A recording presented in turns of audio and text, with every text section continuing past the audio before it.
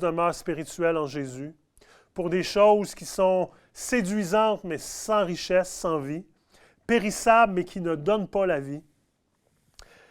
La fidélité de Dieu, la fidélité à Dieu, c'est-à-dire, exige de nous un renoncement de soi pour gagner Jésus-Christ et demeurer fermement attaché à lui.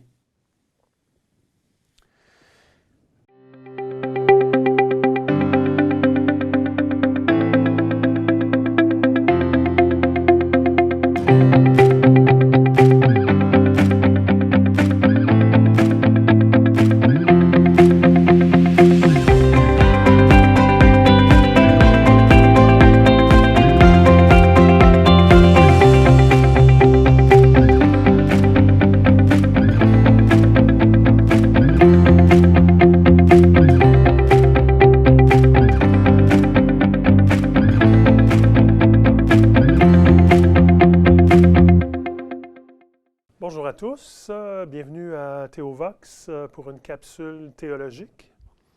Évidemment, on poursuit dans nos 7 églises. On est rendu à l'église de Pergame, et qui est la 3e église des 7 églises.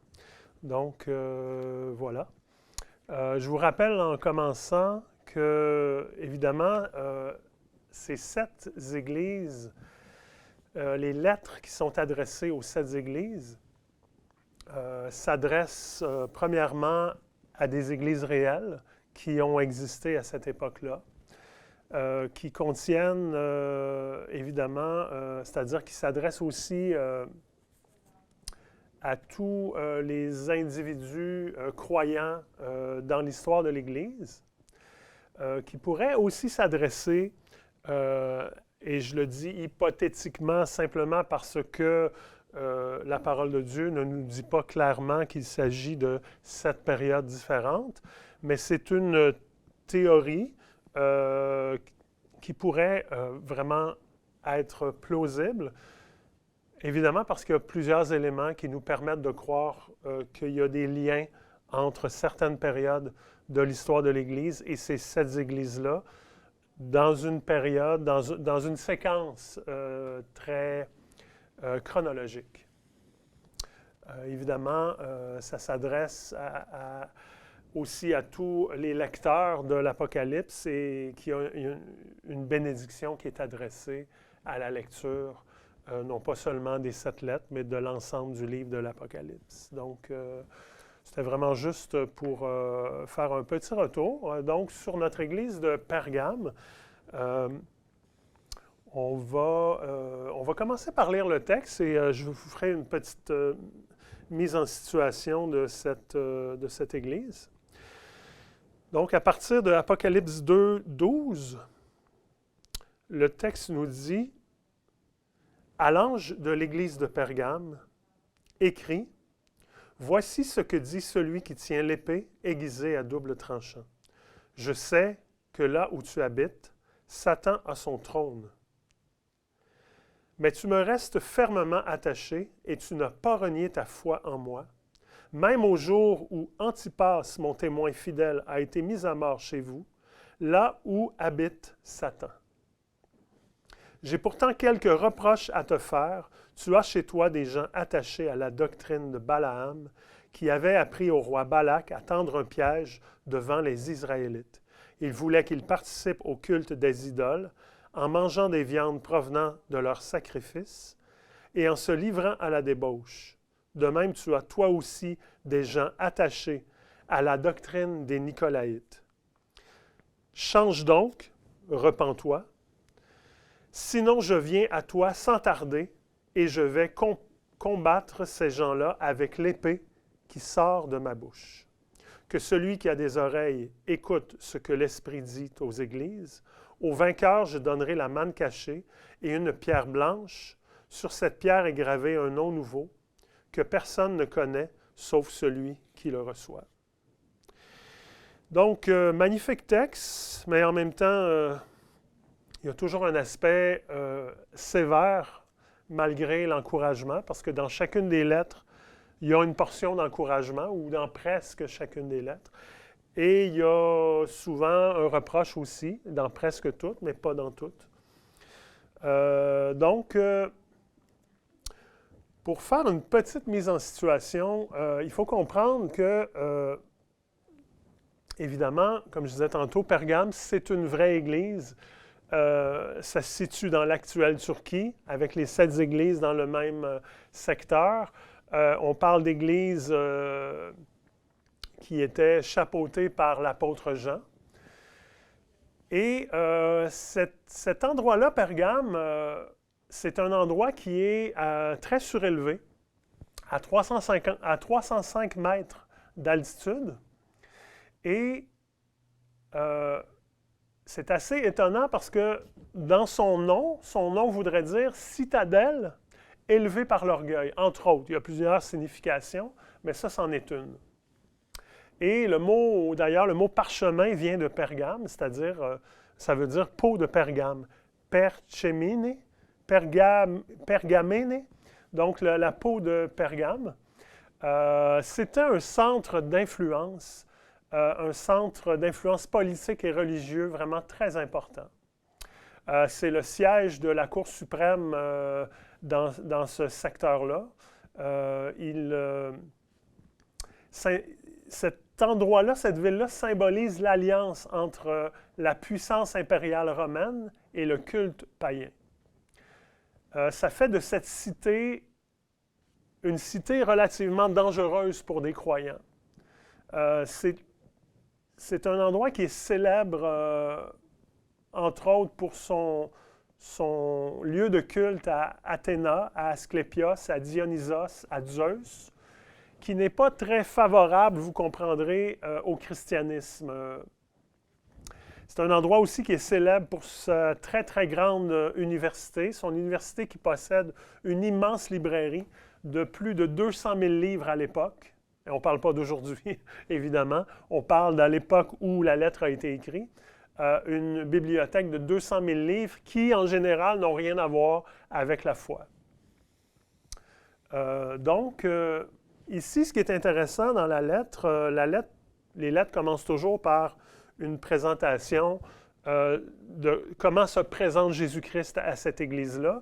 Et ici, Jésus-Christ se présente comme celui qui tient l'épée aiguë à double tranchant et l'épée aiguisée, qui est une épée à double capacité, on pourrait dire double tranchant, capacité à séparer les croyants du monde et on pourrait dire aussi à séparer ou à condamner le monde pour son péché et qui sépare la vie de la mort ou qui donne la vie à certains et qui donne la mort à d'autres. Ici, on est dans une certaine sévérité, une épée qui vient trancher. À d'autres endroits, on voit la parole de Dieu qui nous dit qui vient séparer la moelle de l'os. C'est quand même tout un défi. On parle d'une opération plutôt chirurgicale. Et c'est ce que la parole de Dieu est capable de faire. La parole de Dieu, c'est en soi la puissance de Dieu. C'est ce que Dieu utilise actuellement dans le monde pour la conversion des gens. Donc, ce n'est pas rien. C'est la puissance de Dieu. L'Évangile, la parole de Dieu, c'est la puissance de Dieu. Par l'Esprit, évidemment. Ici, dans le texte, en commençant, il est mention « Je sais où tu habites ». Je sais que là où tu habites, plutôt, Satan a son trône et le même passage finit en disant « Là où habite Satan ». Donc, il est question du trône de Satan. Et la question à se poser, c'est de quoi est-il question exactement? Est-ce que c'est quelque chose de très flou? Est-ce que c'est quelque chose de très concret? En faisant des recherches, j'ai réalisé qu'il y avait peut-être plusieurs hypothèses, plusieurs possibilités. Et je vais vous en nommer 3 majeures. Et la première étant la référence à Pergame comme un centre de culte à l'empereur. L'empereur était vénéré évidemment, comme un Seigneur et comme un Dieu, comme une créature divine. On allait jusqu'à offrir un culte d'encens et différentes sortes de cultes à l'empereur. Et c'était un culte obligatoire. Donc déjà là, on a une référence à quelque chose qui prend la place de Dieu et qui est vraiment une perversion de la vérité. On pourrait dire que ça, c'est peut-être la première possibilité où vraiment il est question du trône de Satan. Mais allons plus loin. Une deuxième référence qui serait possible, c'est aussi le fait que Pergame était l'endroit où on avait le temple d'Asclépios. Et ça, c'est vraiment très intéressant. Asclépios étant le dieu païen de la médecine. Alors, je suis sûr que pour certains, ça sonne une petite cloche. D'ailleurs, représenté par un serpent. On peut voir un personnage avec un bâton et un serpent. Et ça fait très longtemps que cette histoire-là est commencée, cette histoire de la perversion de la médecine. Et cette histoire de serpent et de dieu païen. Et ce personnage est un peu un calque, on pourrait dire, une forme de représentation de ce qu'on a pu vivre et voir dans l'Ancien Testament, dans l'Exode, avec Moïse, où, à un moment donné, Israël vit une situation où ils sont mordus par des serpents. Et la solution, c'est de faire un serpent d'airain sur un bâton de bois, et c'est ce qui les amène à la guérison, et ce qui est une préfiguration de la croix de Jésus-Christ, où, en regardant à cet objet, à cette croix, à cette représentation de la délivrance que Dieu va opérer, eh bien, ces gens-là sont guéris. Et Asclépios, évidemment, qui est un dieu païen, qui n'existe pas, mais qui est dans la culture grecque, est une faible représentation de ceci, une copie comme ça, le diable est très bon pour en faire des imitations qu'on appelle communément le singe de Dieu. C'est vraiment une imitation de la vérité. Et ce qui est intéressant, c'est que l'Asclépion, qui est le temple d'Asclépios, c'est un centre de santé qui alliait la médecine traditionnelle, la magie et la psychiatrie dédiée à Asclépios. Il y a des milliers de personnes qui s'y rendaient, qui invoquaient Asclépios pour être guéris. On y traitait la santé par le rêve et par l'hypnose. On amenait les gens, et là, c'est assez particulier, et c'est dans des livres d'histoire que j'ai trouvé ça, on amenait les gens à avoir des visions de serpents. Les gens faisaient une forme de méditation et on les amenait à avoir des visions de serpents qui amenaient pour eux la guérison. C'est une thérapie ancestrale connue par des prêtres docteurs qui enseignaient une forme de nouvelle naissance à l'image du serpent qui change de peau, figurant l'accès à la vie éternelle. Et ça, c'est encore une fois une imitation complète de la parole de Dieu, une imitation et le diable est un expert là-dedans, Il n'est pas capable de créer, mais il est capable d'imiter, de refaire et surtout de séduire et de perdre. Donc, ici, on pourrait dire, une compétition assez féroce par le diable par son imitation contre l'Église de ce temps-là et contre les croyants qui ont un message libérateur de la nouvelle naissance. Et ça fait énormément réagir, énormément réagir. Ça, c'est la deuxième, on pourrait dire, possibilité, option pour ce qu'on pourrait appeler le trône de Satan. Mais il y a plus que ça encore. En faisant des recherches, j'ai découvert qu'il y avait aussi à Pergame ce qu'on appelle le grand autel de Zeus. Un lieu de sacrifice, 24 heures sur 24, en l'honneur de Zeus, pour 12, c'est-à-dire pour plusieurs dieux, dont les 12 dieux de la mythologie. 12 et pas par hasard en passant. Et on peut trouver dans la fresque de la gigantomachie des liens directs avec ces dieux-là, qui sont, dans le fond, une référence directe aussi à Genèse 6, 1 à 10, qui nous parle des anges déchus, des demi-dieux, des géants. Encore une fois, en imitation à Dieu, en culte à Satan et aux démons, et qui implique nécessairement des sacrifices humains, ce qui est extrêmement grave. C'est extrêmement grave. Alors, dans le texte, on voit que Pergame est félicité de rester fermement attaché au Christ, de ne pas renier la foi, malgré la persécution. Et on peut voir que l'église précédente qu'on avait parlé, Smyrne, a été une église qui a été très, très persécutée. Mais Pergame a vécu cette persécution-là aussi, en partie du moins, par le fait que il est mentionné ici, « Même au jour où Antipas, mon témoin fidèle, a été mis à mort chez vous, là où habite Satan. » Donc, on sait qu'il y a un personnage qui s'appelait Antipas, qui est un évêque, qui a été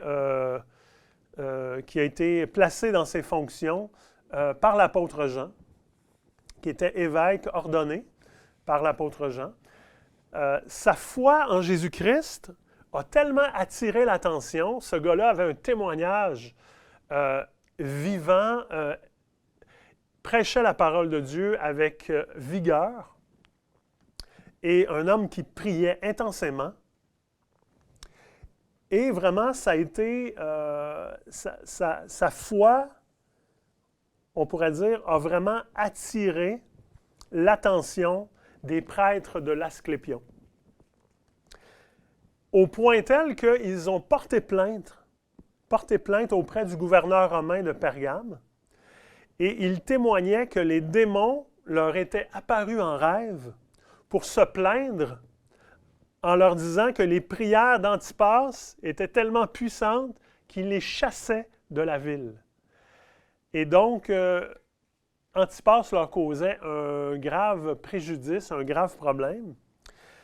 Et donc, ils se sont plaints à un point tel qu'il a été ordonné à Antipas, à cause de cette situation-là, d'offrir un sacrifice de vin et d'encens à une statue de l'empereur romain en le déclarant Seigneur et Dieu.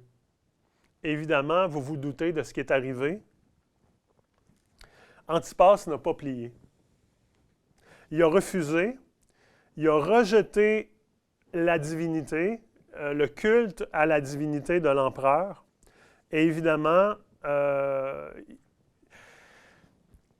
ça signifiait un rejet direct de l'Empire de Rome. Et rejeter l'Empire de Rome, c'est automatiquement une mise à mort.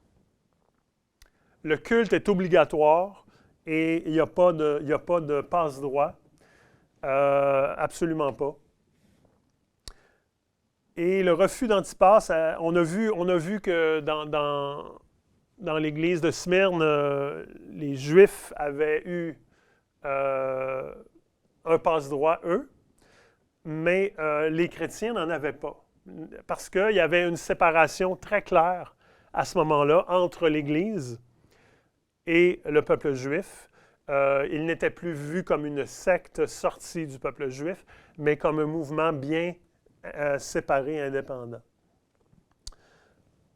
Donc, le fait qu'Antipas ait refusé cette allégeance a entraîné sa condamnation à mort, et il a été brûlé vif à l'intérieur d'un taureau de métal sur le brasier du grand autel de Zeus, comme un sacrifice sur le trône de Satan. Donc, c'est pas rien. Ça s'est réellement passé. Et c'est certainement à quelque chose là-dedans, dans ces trois éléments-là, que le texte fait référence. Je mettrai une emphase particulière sur le dernier, parce qu'il est vraiment incroyable de penser que ça a réellement eu lieu, qu'il a été enfermé à l'intérieur d'un taureau en métal et qu'il a été brûlé vif sur le grand autel de Zeus. Mais en même temps, en réfléchissant, j'avais de la misère à attirer une des trois, parmi les trois, simplement parce que je me disais finalement, le diable, le malin, est tellement séducteur qu'à mon avis, j'y voyais là-dedans une forme de trinité. C'est-à-dire que l'autel de Zeus aurait une référence à une imitation du Père, le culte de l'empereur, une imitation du Fils, et l'Asclépios, une imitation du Saint-Esprit. Et donc, c'est un combat complet contre le christianisme à ce moment-là, qui sur tous les fronts a déjà prévu, a déjà ce qu'il faut pour essayer de combattre le christianisme. Et pourtant, le christianisme ne se vainc pas, ne peut pas être vaincu de cette manière-là. La parole de Dieu dit « Les portes de l'enfer ne prévaudront pas contre elle ». Donc, je retiendrai les trois options, évidemment, simplement parce que vraiment, j'y vois une trinité.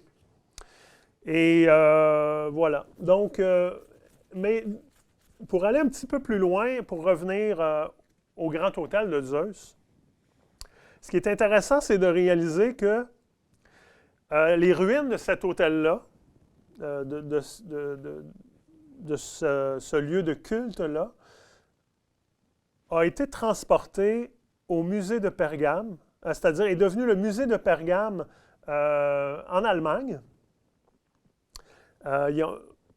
et a été reconstruit pour en faire un monument. Et ça a été l'inspiration complète de ce qu'on appelle la tribune monumentale du parti nazi de Hitler. Hitler, quand il a bâti le lieu de son parti, il l'a construit, inspiré entièrement de ce bâtiment-là. On est capable de les regarder et de voir l'architecture qui est très, très, très inspirée. Et je trouve ça aberrant, je trouve ça extrêmement grave de penser que Hitler s'est inspiré de ça et en a fait le cœur de l'endroit où il y a eu la plus grande persécution des Juifs dans le monde. 6 millions de Juifs sont morts, persécutés.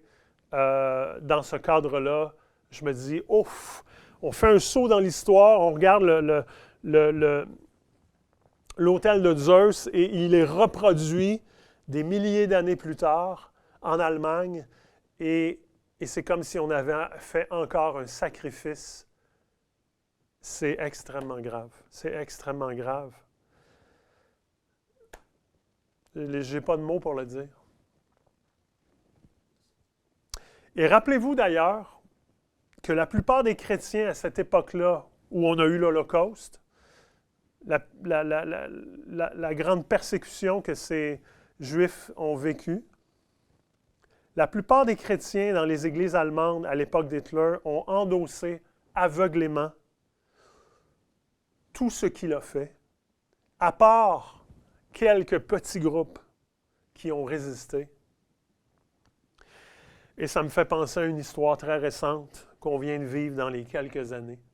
Ça me fait vraiment penser à cette histoire très récente du COVID, mais je ne développerai pas là-dessus. Pas pour le moment, du moins. Donc, on va revenir à notre fameuse, dans le texte, notre fameuse doctrine de Balaam. À partir du verset 14, « J'ai pourtant quelques reproches à te faire. Tu as chez toi des gens attachés à la doctrine de Balaam, qui avait appris au roi Balak à tendre un piège devant les Israélites. » Et donc, la question qu'on doit se poser, qu'est-ce que la doctrine de Balaam? Qu'est-ce que ça veut bien dire? Eh bien, la doctrine de Balaam, si on se réfère à l'histoire de Balaam et de Balak, c'est une histoire d'infiltration. Aussi simple que ça. S'il y a un seul mot qu'on pourrait retenir, c'est une histoire d'infiltration. Infiltrer les croyants, à l'époque, c'était Israël. À l'époque de Pergame, c'est les chrétiens. C'est infiltrer les chrétiens afin de les corrompre par un amalgame de pratiques païennes, par la séduction, par l'immoralité sexuelle, évidemment, ce qui représente exactement le type d'adultère spirituel pour le croyant.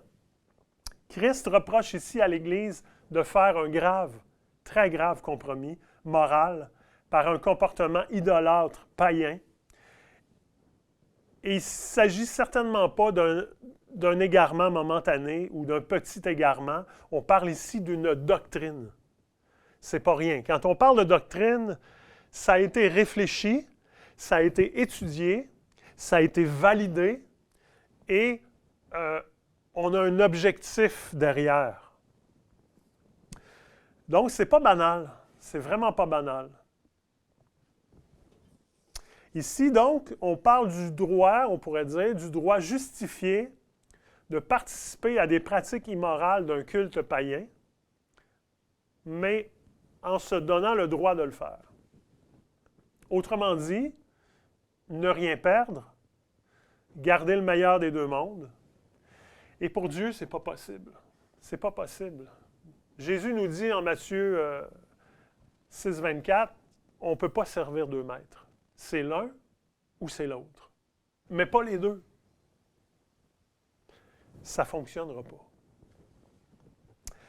Balaam a finalement réussi à attirer une malédiction sur les Israélites. On sait que Balak a voulu que Balaam maudisse Israël.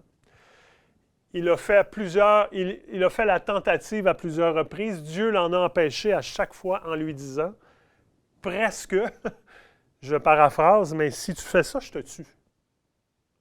Tu ne maudiras pas Israël, c'est mon joyau, c'est mon trésor, c'est à moi, je l'aime et je le protège. Donc, tu ne peux pas le faire parce que c'est ta vie qui est en jeu. Bien compris? Donc, c'est sûr que Balaam a probablement bien compris qu'il ne pourrait pas le faire de cette manière-là. Mais il voulait bien l'argent que Balak lui offrait. Parce que c'est ça, au bout du compte, qui le motive. C'est son intérêt personnel. Qu'est-ce qu'il va pouvoir tirer de la situation? Comme tous les faux prophètes, comme tous les faux enseignants, c'est souvent la motivation qui est derrière. C'est de tromper pour aller chercher un gain. C'est de tromper pour amener les gens et éventuellement, ça va nous rapporter. Et Balaam sait très bien qu'il ne peut pas aller là. Mais il veut son gain. Et donc, comme il ne pouvait pas les maudire, comment pouvait-il aller chercher son gain? Eh bien, c'est simple. Il devait seulement apprendre à Balak à trouver une façon de les infiltrer. Si tu ne peux pas les combattre de l'extérieur, peut-être que tu peux les combattre de l'intérieur. Peut-être. Probablement. Donc, l'idée est simple. Si vous ne pouvez pas les battre, un dicton, joignez-vous à eux. Et c'est exactement ce qu'ils ont fait. Ce qu'ils ont fait, c'est qu'il ne restait que de trouver comment on était pour infiltrer.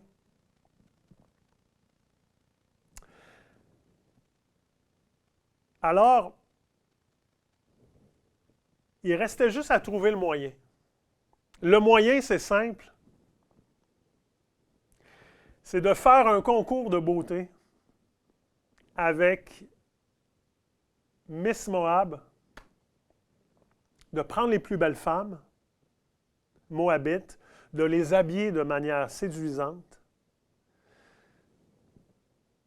et finalement de les amener à séduire les hommes israélites, de les épouser, de leur permettre de les épouser, de créer un mariage mixte qui était interdit. Et la suite, ça va être simple. Puisqu'ils vont vivre ensemble, puisqu'ils vont avoir communion ensemble, ces femmes-là qui ont des idoles dans leur vie, eh bien, les Israélites vont commencer à adorer les mêmes dieux. Donc, ils vont s'adonner à l'idolâtrie et la colère de Dieu va être excitée et va tomber sur eux.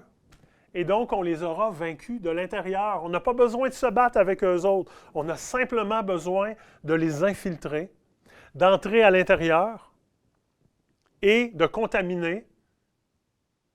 Et ils vont plier le genou. Et c'est exactement ce qui est arrivé. Et Nombre 25, 9 nous dit que ceux qui sont morts à cette époque-là par le jugement de Dieu sur cette situation-là étaient de 24 000 personnes. C'est des victimes à la limite inutiles. Des victimes inutiles d'une guerre qu'on pourrait qualifier de spirituelle, mais si on ne les avait pas laissés nous infiltrer, ça ne serait jamais arrivé. Ça ne serait jamais arrivé parce que Dieu avait l'intention de les protéger. Mais eux ne se sont pas protégés. Absolument pas. Entre autres, dans 2 Pierre 2,15, Pierre nous fait mention de Balaam et il nous met en garde. Et si on peut faire une chose, c'est de remercier ces hommes de Dieu qui nous ont précédés, Pierre, Jean et plusieurs des autres apôtres, de vraiment nous mettre en garde, de nous protéger, de nous avertir et pour nous épargner les pertes. Et c'est exactement ce que Jean est en train de faire par son message, par sa lettre. C'est vraiment de chercher à avertir, de chercher à protéger. Donc, Balaam n'a pas eu grand-chose à faire. Il a simplement eu à expliquer à Balak comment s'infiltrer. Et ça s'est fait tout seul. Ça s'est fait tout seul. C'est rusé comme le diable. Et ça donnait exactement le résultat qui était escompté. Ça les a complètement corrompus. Et la colère de Dieu est tombée sur eux. Parce que Dieu ne tolère pas ça. Dieu ne tolère pas ça. Il les avait prévenus qu'ils devaient se garder de ne pas se corrompre avec d'autres peuples. Alors voilà pour la doctrine de Balaam. Ici, pour revenir un petit peu au nom de la ville, je voulais juste mentionner que dans la plupart des noms, on peut dire le nom représente la nature de l'être. Et Pergame ne fait pas exception à ça. Son nom veut dire « s'élève avec orgueil », comme on disait tantôt, mais il y a plus que ça. Si on décompose le mot en 2 parties, père et gamme, père vient de perversion, perverti, et gamos de gamme comme polygamie, monogamie. Et donc ici, on parle exactement d'un mariage mixte perverti. Et c'est exactement la nature de cette Église-là qui a laissé rentrer, qui s'est laissé infiltrer. Et c'est quelque chose qui nous guette, nous aussi, aujourd'hui. C'est vraiment l'Église d'aujourd'hui est infiltrée. L'Église d'aujourd'hui est remplie de faux enseignants, de fausses doctrines, d'hérésies qui se sont présentées à elle et qu'elle a laissé entrer au milieu d'elle. Et vraiment, c'est désolant. C'est exactement cette doctrine de Balaam qui séduit afin de perdre. Et ces gens-là qui lisaient cette lettre-là à l'époque comprenaient très bien de quoi on parlait. C'était des gens qui connaissaient déjà l'Ancien Testament, qui connaissaient les Écritures. Ce n'étaient pas des analphabets. Ils savent exactement ce qui s'est passé avec Balak, et avec Balaam et avec le peuple d'Israël. Ils connaissent bien l'histoire et ils connaissent les conséquences. C'est pas flou pour eux. Ils savent de quoi on parle. Et si on connaît juste un peu la parole de Dieu, on peut s'y référer facilement pour aller voir dans le texte de quoi il est question exactement. Donc, voilà. Pour continuer ici, à partir du verset 16, le passage continue en nous disant « change » ou la vraie expression ici, ça serait « repens-toi ». « Repens-toi donc, sinon je viens à toi sans tarder et je vais combattre ces gens-là avec l'épée qui sort de ma bouche. » Ici, l'épée, il est question de la parole de Dieu. Il est question de la parole de Dieu qui tranche entre la moelle et l'os, qui sépare le blé de l'ivraie, qui donne mort ou vie.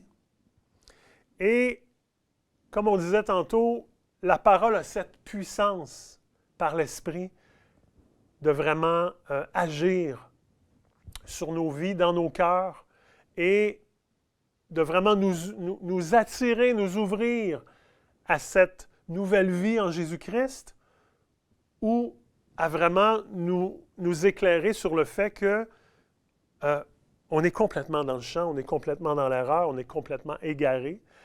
La parole a cette capacité de nous éclairer et de nous amener la lumière sur nos vies, vraiment. Le texte continue en nous disant « Au vainqueur, je donnerai la manne cachée ». Et ici, je trouve ça très intéressant parce que la manne cachée, la manne, c'est une nourriture spirituelle. Encore là, c'est une allusion à la parole de Dieu. Et on doit comprendre que la manne a été méprisée par Israël. Bien, parce que c'est peut-être le fun la première journée, la première semaine, mais après, à un moment donné, on pourrait peut-être espérer autre chose. Mais ce que Israël devait comprendre, c'est que dans ce qu'ils recevaient, ils avaient tout ce dont ils avaient besoin. Et, dans le fond, c'est comme s'il y avait un trésor caché. Il y avait quelque chose de... Si on reconnaissait, si on comprenait ce qu'il y avait là-dedans, bien, on réalisait que même si ça avait l'air de rien, même si ce n'était pas nécessairement très appétissant, ça contenait quelque chose de surprenant qui nous tenait en forme et en vie pour la journée. Et à la prochaine dose, encore la même chose. Donc, il y avait une nourriture, et là, c'est sûr que c'est une image qui nous est donnée dans ce texte-là, mais pour nous faire comprendre qu'il y a vraiment quelque chose, et on ne doit absolument pas mépriser la parole de Dieu. Comme si c'était banal, il fallait qu'on aspire à autre chose. On n'a pas à aspirer à d'autres choses. C'est un trésor, c'est un héritage extraordinaire qu'on doit considérer comme le plus précieux. C'est l'héritage de Dieu qui nous donne et qui nous parle de lui, qui nous parle de nous et qui nous donne vie et promesse. On ne peut pas mépriser ça. Et on ne doit pas aspirer à autre chose que ce que la parole de Dieu donne et mentionne pour ce temps. Oui, il y aura autre chose éventuellement plus tard, mais pour le moment, notre fondement, c'est celui-là. Et c'est celui-là sur lequel on doit rester attaché. Donc, c'est ce qui donne du sens à notre marche avec Dieu. C'est ce qui illumine notre vie par l'Esprit. L'Esprit donne vie à ses paroles. et qui illumine des choses aussi précieuses que notre relation avec Dieu, que notre relation avec les autres. Comment c'est précieux de ramener l'équilibre dans les choses qui ont de la valeur et non pas sur ce que le monde a à nous offrir en ce moment qui est complètement vain, inutile, sans aucun sens. Donc, c'est vraiment précieux, c'est une perle précieuse. Le texte continue en nous parlant d'un caillou blanc sur lequel est écrit un nom nouveau que personne ne connaît sauf celui qui le reçoit. Et ça ici, c'est quelque chose de vraiment particulier parce que c'est un petit peu comme, c'est comme si on nous donnait un accès. C'est comme si on nous donnait une passe, une identification qui fait que quand tu as ça, ben, t'es dans la gang.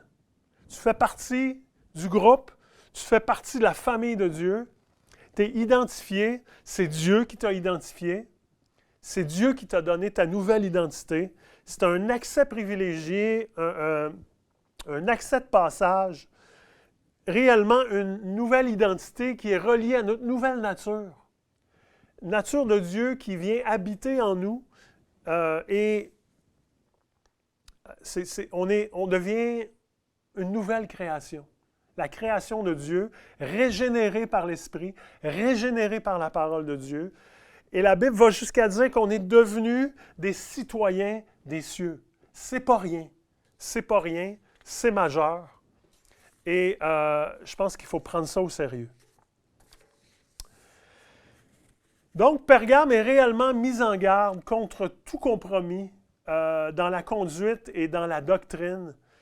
Et cette Église-là, si on se situe un peu dans la trame de l'histoire de l'Église, dans le timeline de l'Église par rapport à sa naissance et à sa fin, qui est très bientôt, qui est très proche, eh bien, cette Église-là représente la création d'une Église officielle, d'une Église d'État, d'une Église institutionnelle et par le fait même d'une Église diluée, d'un système plutôt que d'une vie. Et ça s'est passé, dans le fond, cette période-là, elle représente la période de à peu près 313 à 510, à 590, excusez-moi, à partir du moment où, après la grande persécution de l'Église de Smyrne qu'on a vue, qui était représentée par l'Église de Smyrne, qui a duré à peu près 2 siècles, presque, eh bien, arrive le moment où Constantin, qui n'est pas un mauvais gars, qui a sûrement de belles idées et qui est sûrement empreint de très bonnes intentions, mais qui, dans le fond, semble recevoir une vision à un moment donné qui lui dit « Par ce signe, tu vaincras ». Est-ce que c'est vrai? Est-ce que c'est pas vrai? On n'en sait rien. On ne doit pas mettre foi à tout ce qu'on nous dit, évidemment. Mais Constantin établit la liberté de culte et il met fin aux persécutions des chrétiens, ce qu'on appelle l'édit de Milan en 313. Et donc, à partir de ce moment-là, ça pourrait paraître comme une bonne nouvelle. Ça pourrait nous sembler quelque chose de positif parce que c'est la fin de la persécution. Je pense que ce n'est pas si négatif dans un premier coup d'œil, parce qu'être persécuté, ce n'est pas très agréable. Les gens mouraient pour leur foi. Et là, dans le fond, ça reste que c'est un piège. C'est un piège parce que la persécution qui avait lieu de l'extérieur va maintenant se faire de l'intérieur. Parce que c'est exactement ce qu'on parlait tantôt, la doctrine de Balaam, c'est d'infiltrer. Et donc, puisque l'Empire romain n'était pas capable de combattre l'Église et de l'éliminer, parce qu'à force de la persécuter, elle se multipliait, plus tu tues de chrétiens, plus il y a de gens qui sont touchés par le témoignage de ceux qui sont prêts à mourir pour leur foi. Et donc, l'Église se multiplie et se multiplie. À un moment donné, tu ne peux pas rien faire. Parce que plus tu tues de monde, plus il y a de gens qui se convertissent. Alors, à un moment donné, tu as un sacré problème. Et ils ont réalisé, exactement comme la doctrine de Balaam, que la seule façon de vaincre le christianisme était de l'infiltrer. Et c'est comme ça que l'Église officielle, l'Église universelle, l'Église qu'on appelle catholique, est née. Et dans le fond, c'est une infiltration. C'est l'Empire romain qui a infiltré l'Église pour en prendre le contrôle, le pouvoir, et finalement la combattre de l'intérieur plutôt que de l'extérieur. Et la persécution, elle a continué, mais moins visible, moins physique. Les gens ont dû s'expatrier, les gens ont dû quitter, parce que, évidemment, on infiltrait un paquet de fausses doctrines à l'intérieur de ça, parce que c'est l'Empire romain. L'Empire romain n'a pas changé. L'Empire romain est encore infiltré de toutes sortes d'hérésies, en tout cas, c'est un culte païen. C'est pas compliqué. Et on a voulu amalgamer un culte païen au christianisme. Et c'est de ça qu'il est question dans Pergame. C'est ça que Dieu reproche. Et l'Église ne peut pas non plus s'infiltrer dans le monde comme le monde ne peut pas s'infiltrer dans l'Église. C'est deux entités complètement différentes et on n'appartient plus au monde. On n'a plus à essayer de se battre de cette manière. On est d'une autre nature, dans un autre royaume, citoyen des cieux. Et l'adage très populaire dit « Si vous ne pouvez les battre, joignez-vous à eux. » C'est exactement ce qui s'est passé. L'Empire romain n'arrivait pas à les dominer. Il a simplement infiltré. Et donc, c'est calculé comme un adultère pour l'Église. Et c'est une récupération de l'Église dans l'Empire romain. Une des églises qu'on a vues, la première, Éphèse, on voit qu'elle a vécu des moments difficiles, elle a résisté, mais Pergame ici n'a pas résisté, elle a été avalée, et il faut tirer leçon de ça. Le texte s'est rendu à nous, c'est pas pour rien, c'est parce qu'on a beaucoup à apprendre de ça. On a vraiment à se questionner qu'est-ce qui est en train de nous infiltrer actuellement. Et le truc avec la séduction, c'est pas compliqué, le mot le dit lui-même, c'est que c'est très séduisant. Probablement que plusieurs d'entre nous se disent « Ben, moi, je ne serai jamais séduit. » Ah, vraiment? Je vous pose la question. Si vous êtes trompé, comment savez-vous que vous êtes trompé? Encore une fois, un exemple assez intéressant qu'on a vécu récemment, COVID. Comment on sait qu'on est trompé? Le mot séduction décrit la nature même de ce qui nous arrive. Celui qui est trompé, il ne sait pas qu'il est trompé. Et on peut être tellement séduit, évidemment, qu'on ne sait pas qu'on est séduit. Et on va voir la faute, l'erreur dans l'autre, mais on ne se remet pas en question. Et ce qui devrait nous amener à nous remettre en question, ce n'est pas l'opinion de l'autre, c'est les Écritures. L'opinion de l'autre, c'est l'opinion de l'autre, la mienne, c'est la mienne. Ça n'a pas beaucoup de valeur. Par contre, l'autorité des Écritures, c'est vraiment ça qui devrait être au cœur de nos vies. L'Église aujourd'hui est dans l'état où elle se trouve en lien direct avec ce que je viens de nommer. On est confondu entièrement avec le monde, avec ses idées, avec sa corruption. L'Église a de grands pans qui sont déjà corrompus, qui sont déjà séduits, qui sont déjà trompés et infiltrés. Et encore une fois, dans 2 Pierre 2,15, Pierre nous dirait, si je paraphrase, « Soyez sur vos gardes. Baissez pas la garde. Mais ne soyez pas ignorants. Connaissez la parole de Dieu. Pas seulement en surface, en profondeur. Avec un attachement, un lien fort. Comme quand Jésus nous parle en Jean 15, où il nous parle, il est le cep, nous sommes les sarments. Il y a un lien inséparable. Sans lui, on ne peut rien faire. On est connecté à lui.